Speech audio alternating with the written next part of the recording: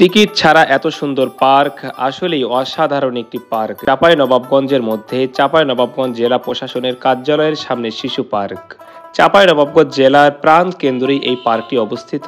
পার্কটিতে আসলে আপনি বুঝতে পারবেন কত সুন্দর পরিবেশ। কোন ক্লাসে পড়ো?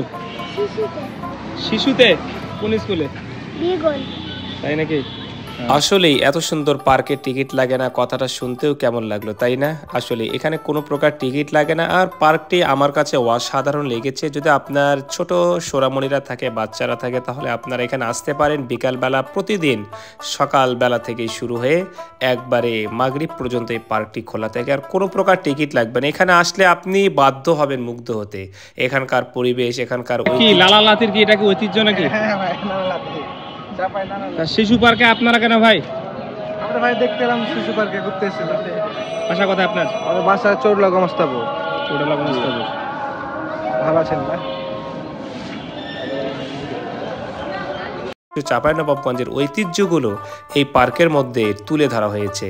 তো যারা যারা এই পার্কে আসতে চান, চাঁপাইনবাবগঞ্জের যারা যারা আছেন তারা অবশ্যই এই পার্কে আসতে পারেন।